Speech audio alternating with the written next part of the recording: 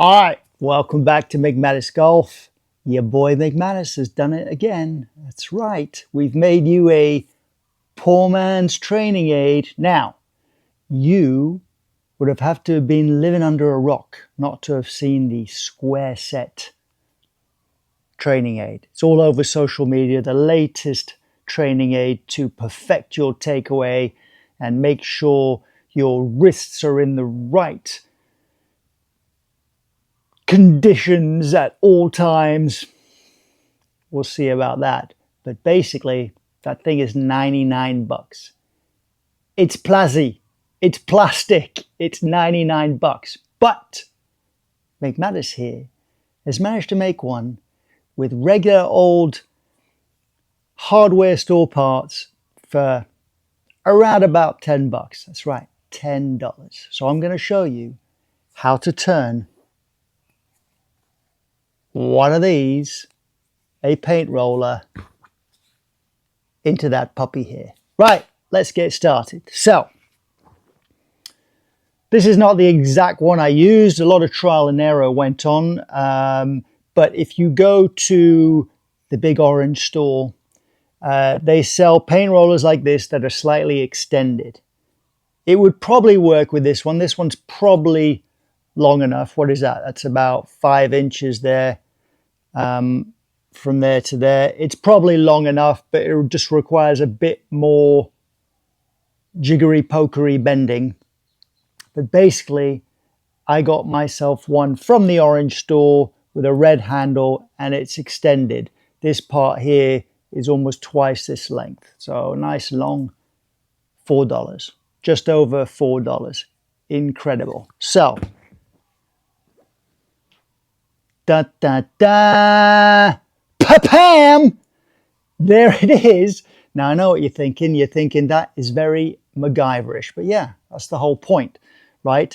But basically, this is the paint roller with a little 2-inch foam roller, a buck or two, I think, and then this here, this that mimics that pad from the Squareset that sits on your wrist. This is one of these furniture sliders. Can't remember how much these were. I think they were $3 or $4 as well. So everything you need is a paint roller, a slider or something else like this, a 2-inch trim foam painting roller. Now, additionally, for this pad here, you can get yourself some of those sticky furniture feet if you wanted to bring this out slightly. I found that I needed a bit more thickness on this. It still worked with just the slider, but if you can see from here, I just added that furniture foot there, and you know, depending on how your body's built, you could also bend this metal to suit it. I just found that worked. You don't have to use this, you do. And then very finally, for a few cents, a hook, one of these screw-in hooks like this, and I'll show you why that's important in a minute. But there it is, sitting on the club.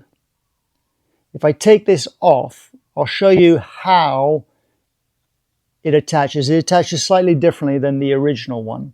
How it attaches, how you get a secure fix, and then we'll take some video of it in action, man. Right, so here we go. Let's plonk it off the club. Now, I don't know if you can see that, but this is the bit that I butchered. So this bit here is the other bit of the handle.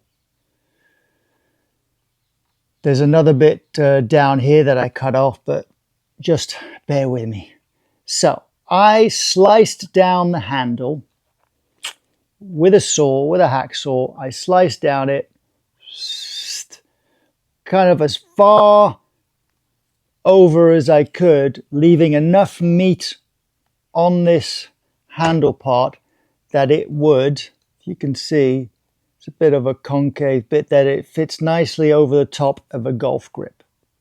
The handle itself here has like a octagonal or hexagonal kind of shape to it. So you could sand this more round for a better feel if you wanted. But basically, the handle is hollow all the way to here. Then this is solid plastic, this portion here between my two fingers. This is solid in order for the paint roller holder bit to have something to anchor into.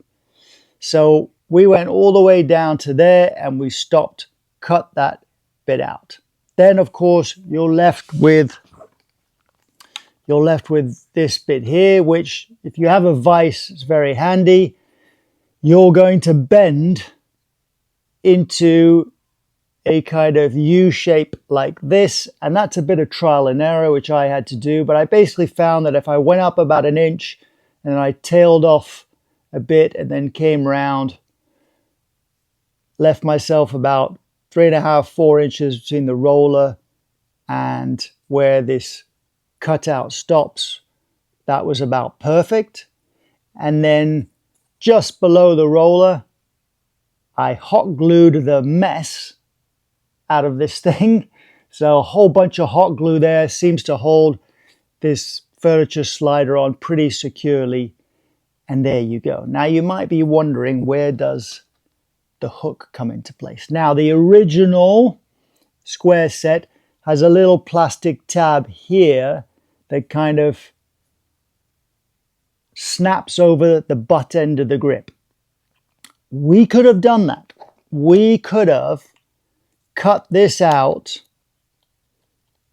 and left a bit on this side at the top end here so that you had something to fit over. But I found that the top end of the grip was just a bit too fat for that, and this plastic tab here kind of stuck way out like that.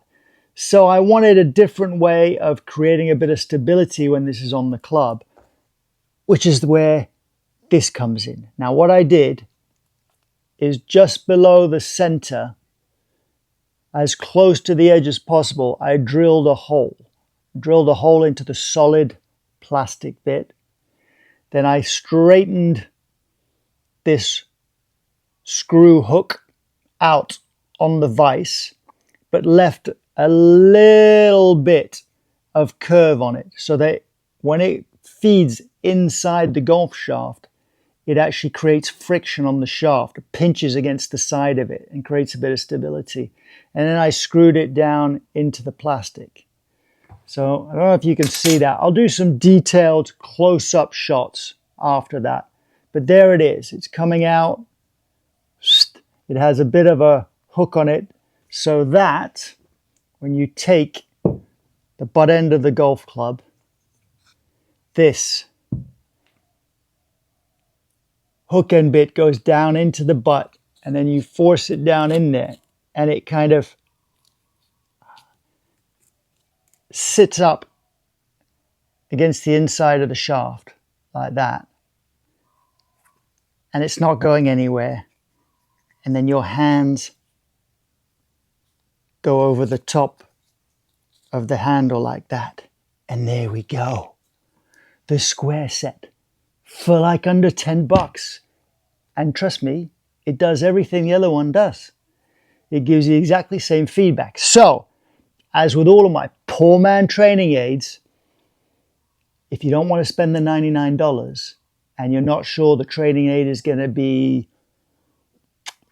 let me phrase this correctly, is going to be beneficial to what your problems are, then just go build yourself one of these. If you like it, then by all means, buy the real thing. I think the real thing is probably the way to go. But as you and I both know, training aids, man, I've got a garage full of them that, you know, some of them are just utterly useless for me, okay? Every training aid isn't a miracle cure. It's just corrects certain things for certain people. And it's really, you know, it's hard to find that out without actually purchasing it. Anyway, there you go. Let's take some video of it in action and some close-up photos. All right, here we go. There it is, the poor man's Squareset on the end of my club. So, just going to grip my club. My lead hand goes over the top of the paint roller handle there. Just nicely fits on top of that plastic.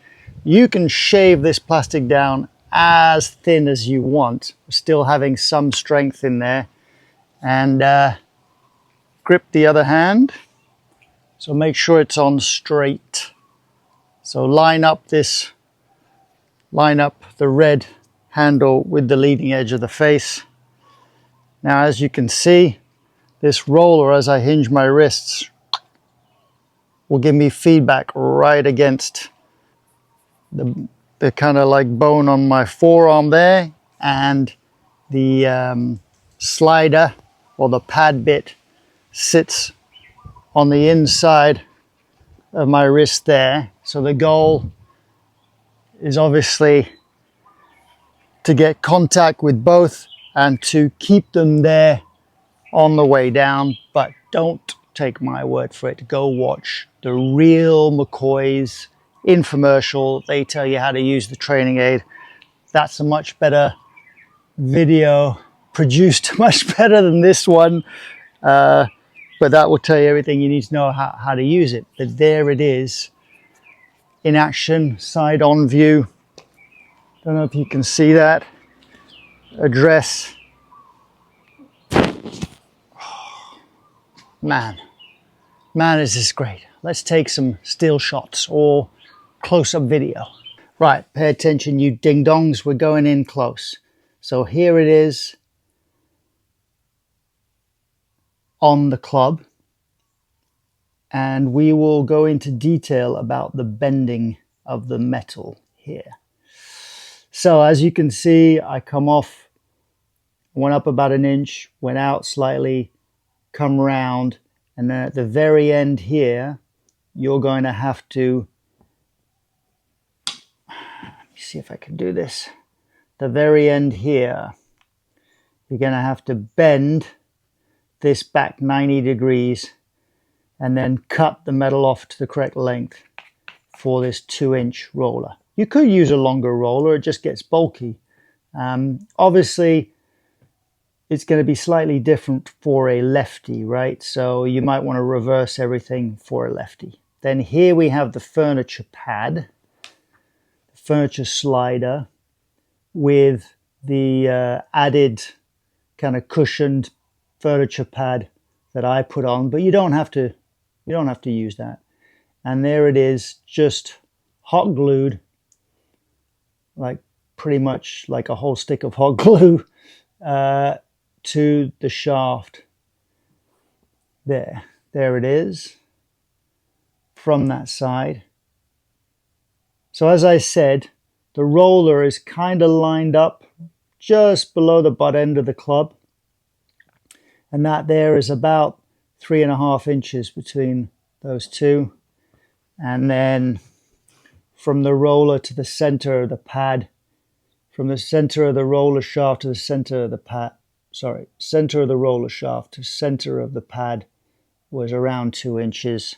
Bit of trial and error required for your body type, but there it is. We'll take it off of the grip and show you it as well. Okay, there it is off the grip. Now we can look in further detail at what we did. So as you see, we cut away 2/3 of the paint roller handle, right down to the solid plastic bit. Then, let me see if I can get a better focus on that. Then can you see there I drilled, sorry about this, very difficult one-handed. There you go. So I drilled myself a hole just below the center there in order to screw in that hook And then on the vise, kind of straightened out. Obviously, I straightened it out before I screwed it in, but straightened out this, left a bit of a kind of curve on it so that it would create pressure against the inside of the gull shaft to stabilize it. There you go, everybody. If you're not sure about how to build it, leave a comment, ask a question. But there you go. $10 for a square set made for a poor bloke. And hopefully it works for you. Let's have a quick recap of the parts required. I have the paint roller, the furniture sliders, the 2-inch mini rollers, the optional furniture foot cushion pad, whatever you call those, and the screw hook. This guy here, that is about 1 inch across, and that's about 3 inches, just to give you an idea of the size. There you go, that's all you need. Alright guys, thank you very much for watching. Hope you enjoyed that poor man's training. I haven't made one in a while. This one just jumped out at me straight away as being quite straightforward. I've got other projects in the works. Some of them are more difficult than others, but stay tuned for that. Obviously, if you want to get all those updates, please subscribe, hit the bell, all that kind of stuff, and you'll be the first to know when I build one of these magical devices. Thanks for watching. I'll see you again soon. Bye.